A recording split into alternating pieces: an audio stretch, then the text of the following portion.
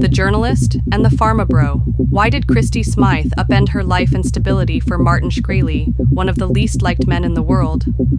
Almost every weekday for 6 years, Christy Smythe took the F train from Park Slope downtown to her desk at Brooklyn's federal court in a press room hidden on the far side of a snack bar. Smythe, who covered white-collar crime for Bloomberg News, wore mostly black and gray and usually skipped makeup. She and her husband, who worked in finance, spent their free time cooking, walking Smythe's rescue dog, and going on literary pub crawls. "We had the perfect little Brooklyn life," Smythe says. Then she chucked it all. Over the course of 9 months, beginning in July 2018, Smythe quit her job, moved out of the apartment, and divorced her husband. What could cause the sensible Smythe to turn her life upside down? She fell in love with a defendant whose case she covered. In fact, she broke the news of his arrest. It was a scoop that ignited the internet because her love interest, now life partner, is not just any defendant, but Martin Shkreli, the so-called pharma bro and online provocateur, who increased the price of a life-saving drug by 5,000% overnight and made headlines for buying a one-off Wu-Tang Clan album for a reported $2 million. Shkreli, who was convicted of fraud in 2017, is now serving 7 years in prison. "I fell down the rabbit hole," Smythe tells me, sitting in her bright basement apartment in Harlem, speaking publicly about her romance with Shkreli for the first time. The relationship has made her completely rethink her earlier work covering the courts, and as she looks back on all of the little decisions she made that caused this giant break in her life, she says she has no regrets. "I'm happy here. I feel like I have purpose." More than 4 years earlier, in January 2016, Smythe stood outside the Bryant Park skyscraper, where Martin Shkreli's company Turing Pharmaceuticals had its offices, allegedly, about to meet the man himself for the first time. She was so anxious that she hadn't eaten all morning. 1 month prior, Shkreli had been charged with defrauding investors at hedge funds he'd run earlier in his career, and he made a habit of writing to journalists like, "How do I manage the situation?" she thought. Growing up outside Kansas City, Missouri, Smythe was terrified of the sound of my voice, she says. In high school, however, her passion for reporting helped her overcome her shyness. Smythe had a stubborn streak, railing in her Catholic girls' school newspaper about fines for her crimes. When her parents asked her to take her brothers to church, she would defiantly take us to McDonald's instead, her brother Michael Smythe says. Smythe attended the journalism school at the University of Missouri and worked for 2 small newspapers before moving to New York in 2008. After working for a legal news company, she started covering Brooklyn Federal Court for Bloomberg News in 2012. It was a high-pressure job.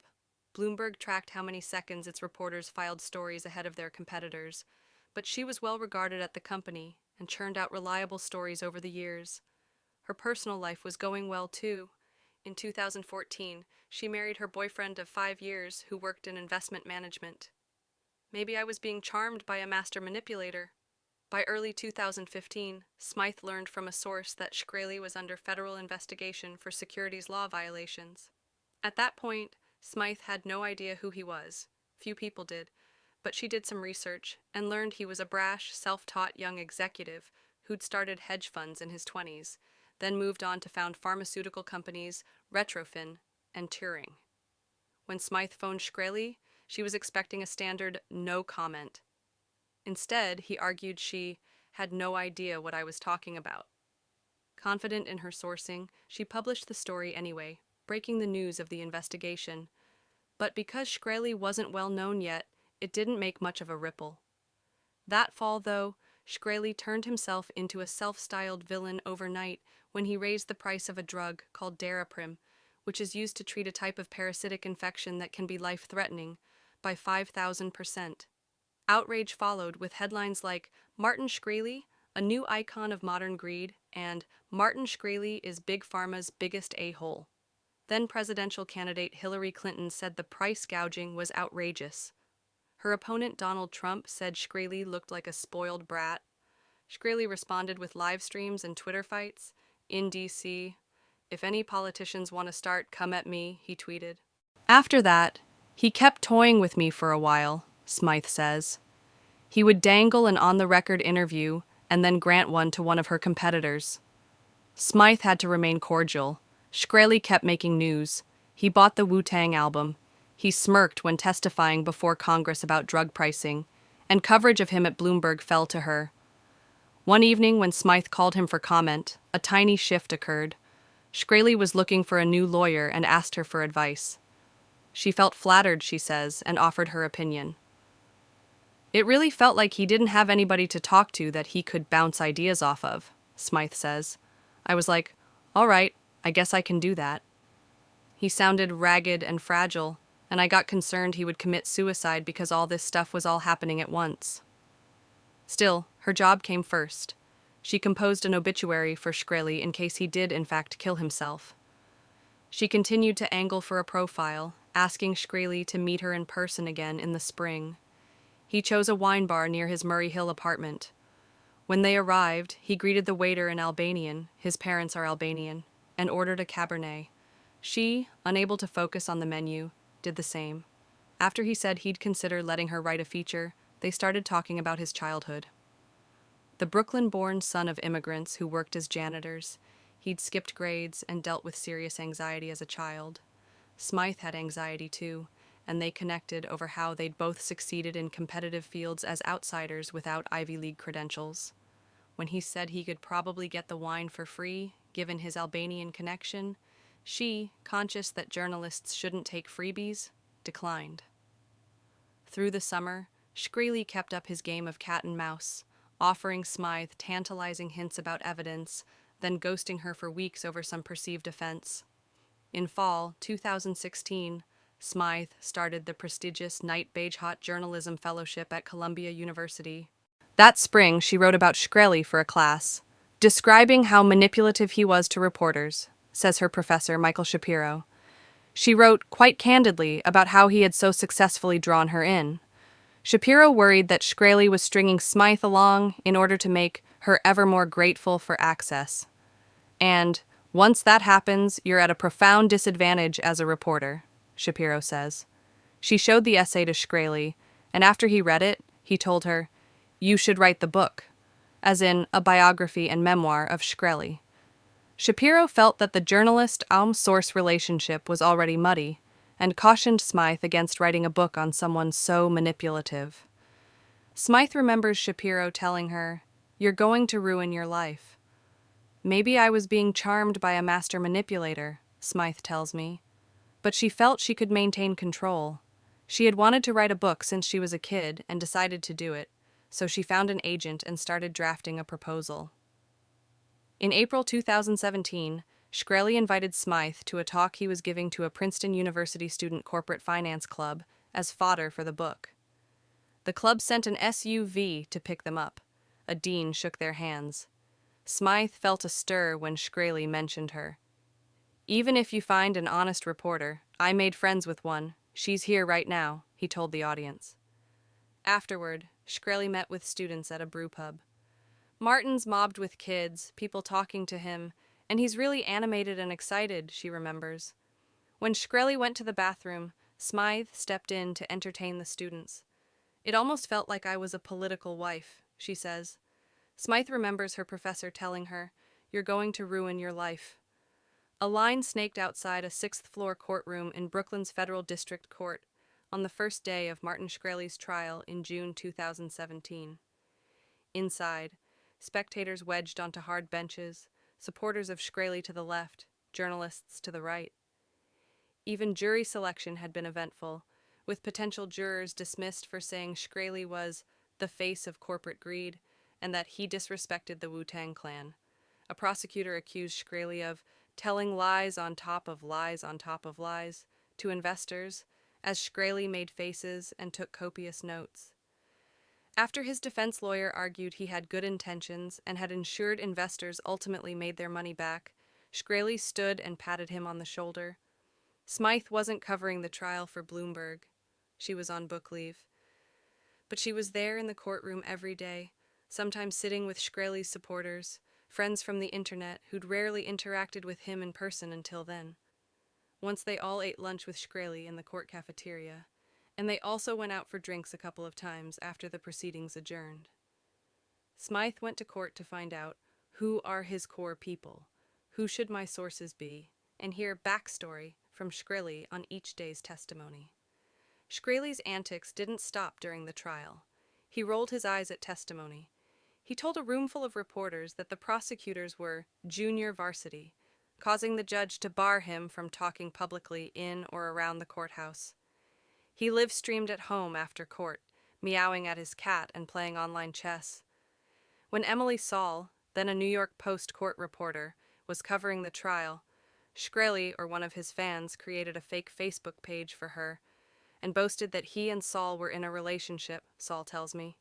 He also bought emilysaul.com for less than $12 and offered to sell it for thousands.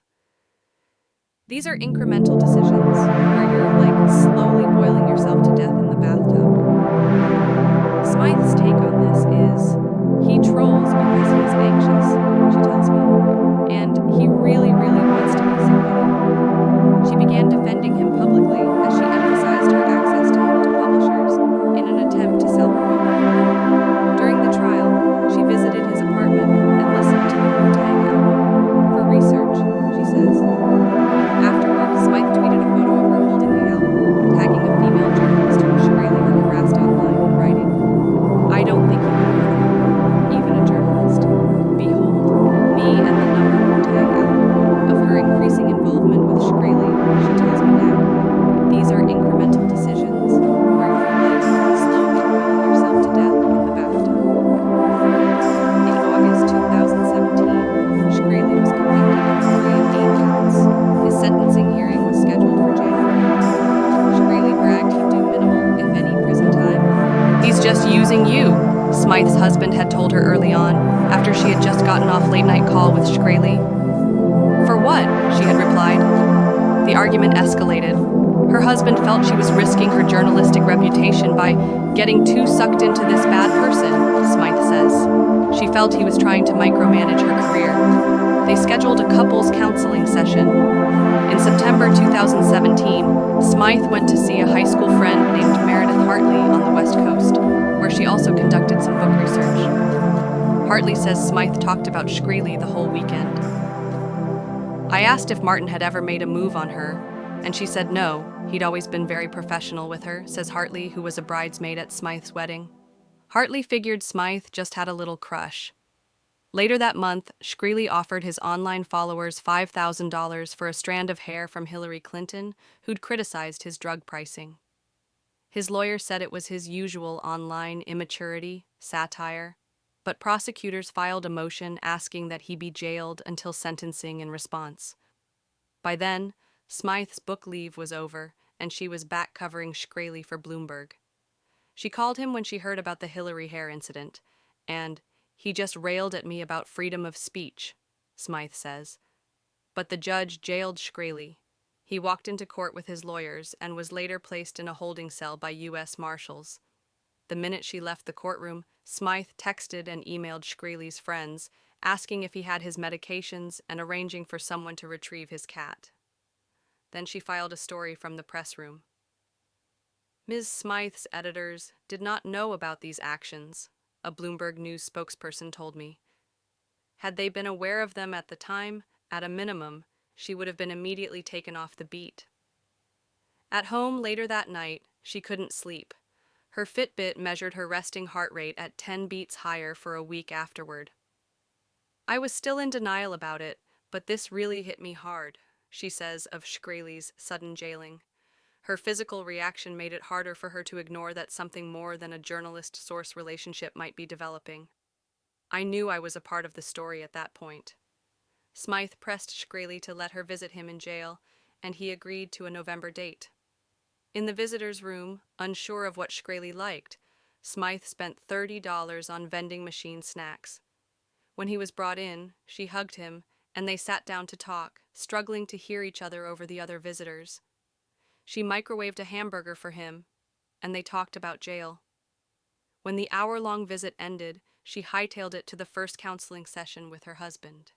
He had refused to move the appointment, and she wouldn't reschedule with Shkreli. She arrived at the hour-long session 52 minutes late. Who was Individual 1? That was the question reporters asked as they read prosecutors' sentencing submission. Asking the judge to give Shkreli a lengthy 15-year sentence, prosecutors cited emails between a person known as Individual 1 and Shkreli, sent through the jail email system, where all messages are monitored. Prosecutors excerpted the emails to argue that Shkreli was faking remorse, telling Individual 1 that he would do everything and anything to get the lowest sentence possible. Seeing her conversation with Shkreli, knowing full well she was Individual 1, was the moment Smythe realized she could no longer cover Shkreli for Bloomberg. "I knew I was a part of the story at that point," she says. She alerted her editors and switched to covering different cases. By then, book publishers had passed on her proposal. They wanted a caustic take on Shkreli, which she refused to write, so she focused instead on selling movie rights to the book proposal, attending Shkreli's March 2018 sentencing for research. Zipping between supporters, journalists, and lawyers in the courtroom, Smythe says, "It almost felt like I was giving a dinner party." Reading Shkreli's unremorseful correspondence with Smythe aloud, the judge sentenced him to 7 years. Smythe remembers Shkreli telling her that his lawyer opined that the emails had added 2 years to his sentence, which Smythe says she feels sick about to this day. "He trolls because he's anxious," she tells me, and "he really, really wants to be somebody." With Shkreli in prison, Smythe definitely felt like an advocate for him, she says. He sent her letters from other journalists he'd received, and she tweeted photos of them with derisive comments on the reporters' approaches. She challenged tweets disdainful of Shkreli and told supporters how to contact him. She says she did this partly to correct false information.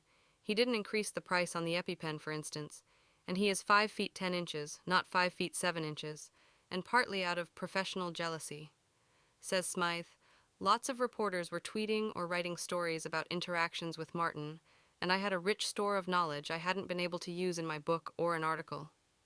Smythe wanted to tell a different narrative of Shkreli, that he'd built his companies from scratch, that he could summon data with a near photographic memory, that his villainous public persona was a mask. "I wanted to get the rest of the story out there," Smythe says, "and I couldn't." In summer 2018, her editor summoned her to a conference room at Bloomberg headquarters. When she arrived, her editor and an HR rep sat waiting. They'd already warned her about her tweets regarding Shkreli, which she believed she'd complied with, though she continued tweeting about him occasionally. Now her superiors told her that behavior was biased and unprofessional. Smythe understood their concern and quit on the spot, hugging her editor on her way out of the building. Mizzy Smythe's conduct with regard to Mr. Shkreli was not consistent with expectations for a Bloomberg journalist, the Bloomberg spokesperson says. It became apparent that it would be best to part ways. Ms. Smythe tendered her resignation, and we accepted it. At home, Smythe's stress over Shkreli and her now uncertain work future compounded her problems with her husband. "I'm not going to say it was wrong for him to be concerned," she says, but the fights got too sharp and too frequent. They'd been considering divorcing since the start of the year and decided to move ahead. At the time of their separation, Smythe had been visiting Shkreli for months. She took a 6 a.m. prison van from Manhattan to see him when he moved to a New Jersey prison. When he was transferred to a prison in Pennsylvania, Smythe, who used to get panic attacks when driving, got a license so she could still see him. They talked about Picasso, about philosophy, about her dog and his cat, their conversation flowing like water. He told her she was one of the only people allowed to visit him, and mused about running for office or starting a podcast when he got out. That belief in himself, although it may seem delusional at times, it draws you in, she says. I don't know if everything he was saying was true, but maybe like 1% is, and that's awesome on its own. Soon after quitting Bloomberg, Smythe visited Shkreli again, fuming about the book industry's rejection of him and her. "I was so angry at the establishment and people who wouldn't let me tell my story in the book. Publishers, Bloomberg, everybody," she says. "Without her job or her marriage, that totally eroded any defenses I had left."